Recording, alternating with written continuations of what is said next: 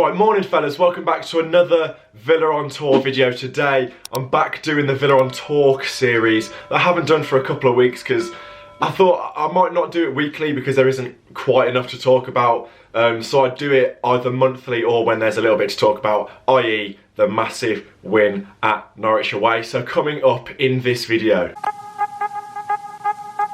I will be reviewing the Norwich victory, the best bits in that game and the standout performers, the changes to the team Dean Smith has made and how effective they've been, the racist chanting that took place in the concourse on Saturday, looking ahead to the Brighton and Manchester City games, and of course, looking at your comments.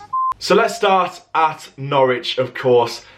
Going into the game, you probably saw it on the video, which reminds me, if you haven't already watched the video, thoroughly recommend going to watch that. It was just an unbelievable away day. I think it's the biggest away victory I've actually ever seen when I've been at the ground, so that was fun. And being in the Premier League as well, it's just mad. Anyway, going into the game, I thought, is this a 6-pointer? I know it's early on in the season, but we all know Villa and Norwich, they're going to be relegation candidates, aren't they? I think we all know that. I think me and Owen were a little bit overly negative going into the game. Owen was like, yeah, we're going to lose.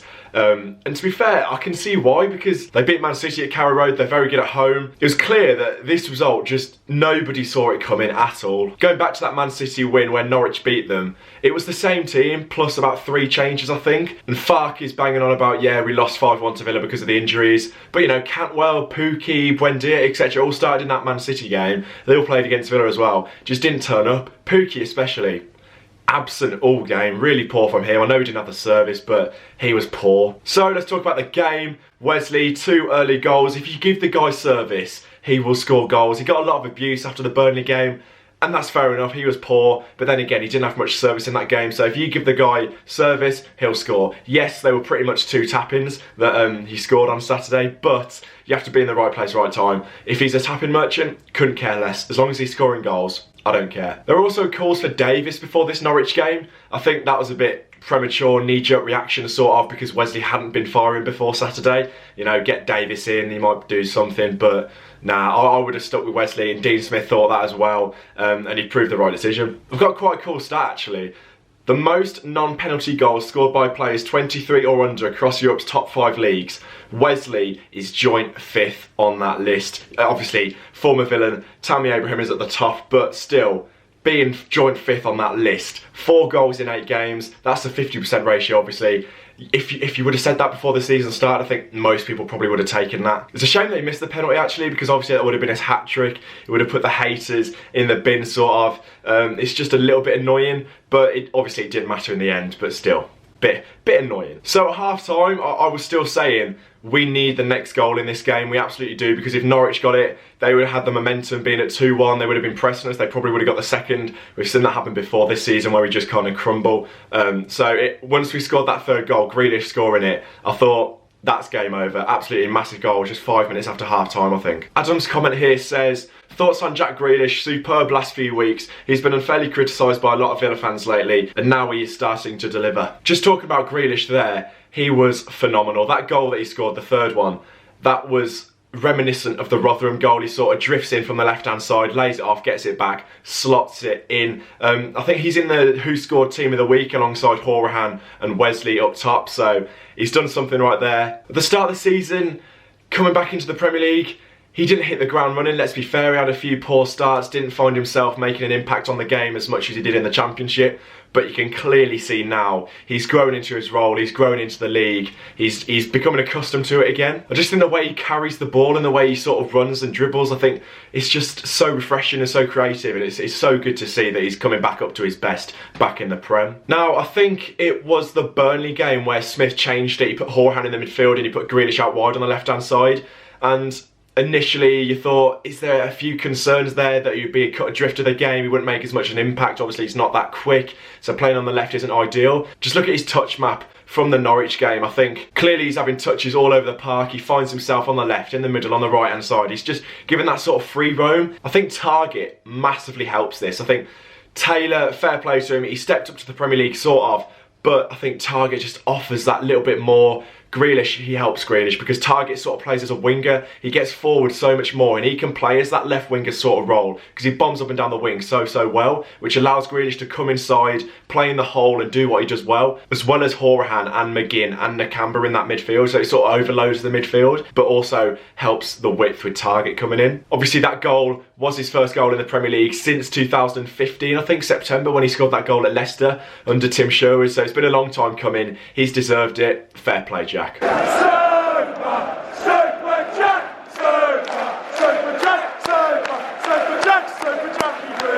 On to another standout player, Conor Horahan. I thought he was absolutely superb. I've always been a fan of him. I've always banged on about it on the videos that if you start him, he will get goals and assists. And he did on Saturday. He picked up the ball, smashed it in from outside the box, and that's what he offers.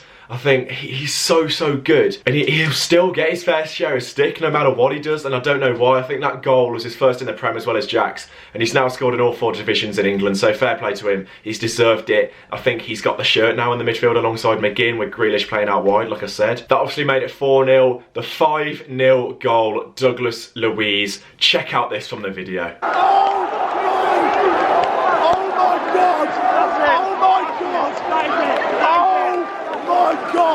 You could just tell that me and Owen are just in sheer shock because what a goal. Me and Owen were right behind it. You just saw the absolute whip on it. It looked like it was going wide. It went in top corner and it was sort of like his Bournemouth goal. He offers that. He can shoot for days. That's his second goal in the Premier League.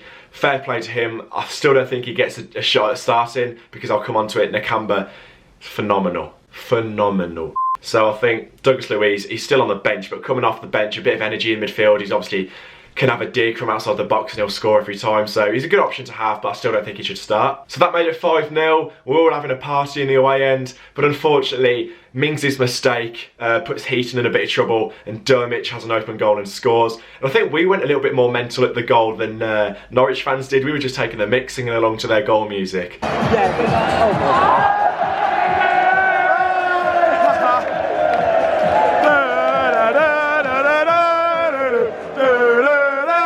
Just hilarious. Obviously no clean sheet is really annoying. I think it's not ideal. It was a mistake again by Mings, but what can you do? How much is Tyrone Mings? 28 million. That is a joke. Oh God, Bournemouth mugged them off. If I speak, I am in big trouble. In big trouble. And I don't want to be in big trouble. Anyway, just wrapping up the Norwich win, I think the standout performers, like I said, Grealish, Wesley, even El Ghazi is had a difficult start to the season. Obviously scored in the last game against Burnley, got an assist or 2, I think, against Norwich. So he's stepped up, he's keeping Trezeguet on the bench. I think going back to the formation, I think Trezeguet is a fantastic player to bring off the bench. He's really stepped up in the last few weeks against Arsenal, Brighton, etc. So he's a good option to bring off the bench because before that, when Trez and El Ghazi were starting, I don't think there was a lot of pace to bring off the bench. So I think he's a great option to have. I think the fullbacks as well were really good in this game, but the standout player for me, like I said, Nakamba. He is absolutely everywhere, mopping up everything, just doing the simple stuff so well, and he's absolutely incredible. When he first signed for what, 11 million or whatever it was, I wasn't overly blown away. I thought, yeah, shrewd signing, very good, but I wasn't wow, I wasn't over the moon, I wasn't shocked or anything like that. But now, what a player he is, and you can see why he's had a statue built in his hometown, in Zimbabwe. What a man. I think he's got the shirt. He's sort of a glorified Glenn Whelan. He's got the pace. He's just everything. He's everywhere. Let's just put it this way. N'Golo Kante has pictures of Marvellous Nakamba on his bedroom wall. I think this is a good comment from AVFC History on Twitter. It says, basically what he's saying is Stoke tried to sell us Butland, but we went for Heaton instead. Obviously, fantastic decision. Butland's had a stinker this season. Leeds wanted too much for Calvin Phillips and we went for Nakamba instead for half the price. Putting that into perspective now, what a signing that is. Marvellous Nakamba. Marvellous Nakamba. Now, moving on from the Norwich game, leave your thoughts in the comments below on that Norwich game and how good it was. But moving on from that, next games, looking at Brighton at home, Manchester City away. Now, before the Burnley and Norwich game, we were thinking, out of the Burnley, Norwich and Brighton game, we really need 7 points out of that at least, and we've got 4 so far. If we beat Brighton in a couple of weeks after the international break, I think we'll be bang on track, and that'll be a trio of pretty good results, let's be honest. But we can't underestimate Brighton. Obviously, we played them in the Cup, but that was a completely different side, so that'll just be void. That doesn't mean anything. But obviously on Saturday, they got a 3-0 win against a really poor Tottenham side. Connolly up front, I think. That little striker who ran us ragged in the Cup game. Didn't score, but had a few opportunities. He got a brace, I think it was, so we need to keep tabs on him. He's come into a little bit of form, but like I said, just like the Norwich game, absolutely huge game against Brighton. Back in Villa Park will be sold out, obviously. So we need to bring the noise, bring the atmosphere. And if we win that game, I think we'll be bang on track to where we want to be this season. Monty from Twitter says, what can we realistically expect from the Manchester City game? Oh God. Obviously Wolves beat them yesterday. But is it sort of a free hit? Obviously we're going to go there and try and win because that's what Dean Smith does, and I love that about him. But I think it's sort of a free hit. I think Brighton and Norwich and sort of games like that is where we really need to focus, and Man City, we just go there, try and do our stuff, but I don't think it's crucial we get anything out of that. If we can get a point, I'll be absolutely buzzing, but I'm not expecting anything from that game, which is why Brighton's more important, because we win there, and then the hard games, Liverpool, City, Wolves away, they're not as crucial. Obviously Wolves, they're around us, so it is a little bit more, but Liverpool, City, free hits in my opinion. But in terms of Brighton, if we get an early goal, keep the pressure on, take our chances, I think we'll be absolutely fine in that game, but it's going to be tough, but we'll see. On to a slightly sour note now, the racist chant in the concourse at Norwich. It was about a group of 10, 15 lads. I'm not going to play the song or anything like that because I don't want that on my channel. It's all over Twitter if you really want to go and find it. But it's on Marvellous Nakamba. It's not good at all. It's shocking. It's awful. It's embarrassing. I think the lads that are singing it don't sort of appreciate how bad that song is. And it's just naive. It's a group of lads who are just not... Their eyes aren't open to what they're actually singing. So it's really embarrassing. Not great. And I hope, you know, Villa take action against them. I don't know. It's not my place to say what's going to happen. But...